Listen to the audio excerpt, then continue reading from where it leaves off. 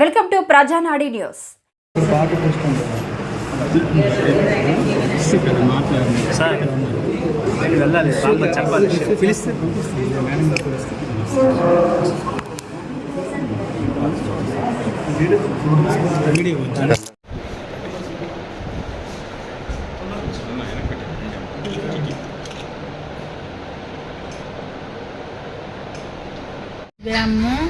నేను దున్న కోమలమ్మను.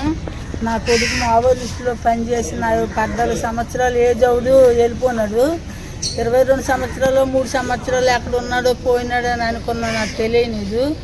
ఇప్పటికైతే ఇప్పుడు 13 సంవత్సరాలు అవుతుంది. సిలిండర్ అయ్యి ఎక్కడోటు ఇంద్రశక్తి రెడ్డి అప్పుడు డీజీ పరవేంద్రరావు ఉన్నప్పుడు గుర్తు జగల్లో ఉన్నాడు. సిలిండర్ చేసినాము ఇక్కడ హైదరాబాద్లో. సిలిండర్ చేసి ఇంటికి పంపించినారు 3 రోజుల నుంచి. అప్పుడు జగన్లోకి ఎమ్మెల్యే అయింది కాబట్టి ఎస్పీ డిఎస్పీ రమ్మంతాను పంపించాను. పంపిస్తే పలాస్ డిఎస్పీ ఆఫీస్ కాడే ఒడిశా వాళ్ళకి ఇక్కడ ఎస్పీ వాళ్ళు తెచ్చి అప్పచెప్పేసి అక్కడోటి లక్ష్మీ సాగర్ సినిమా వాళ్ళు కాడ దొరికినాడని చెప్పేసి ఈ కేసులు ఒడిశాలో పెట్టేసి ఇన్ని రోజులు అయ్యింది. మరి తిరగతాను ఒడిశాకి వల్ల ఇప్పుడు సుప్రీంకోర్టు 3 డేస్ ఉన్నాము. కాడ అనేది కొడినది 13 సంవత్సరాలు అయింది. ఇప్పటికైనా 2 ప్రభుత్వాలు న్యాయం చేసి నాకు ఏమైనా నా కొడుకు నాకు అప్పచెప్తారని నేను కోరుకుంటాను. ఆ రోజు ఆయన 2011 మేలో స్వచ్ఛందంగా సరెండర్ అయ్యారు.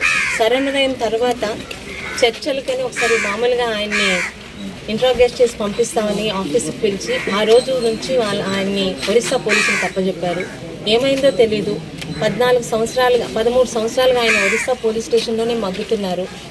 ఏ శిక్షకైనా మన భారతదేశంలోని రాజ్యాంగం ప్రకారం 14 సంవత్సరాల కన్నా ఎక్కువ ఉండదు. ఆ 14 సంవత్సరాల కన్నా నిండిపోతుంది.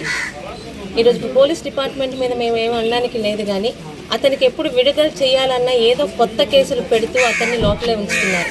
13 సంవత్సరాలుగా జైల్లో మగ్గుతున్న అతను కొత్తగా చేస్తున్న నేరాలు ఏవీ లేవు. పెట్టిన కేసులే పెడుతున్నారు. ఈరోజు ఎస్పీ గారితో కలవడం జరిగింది.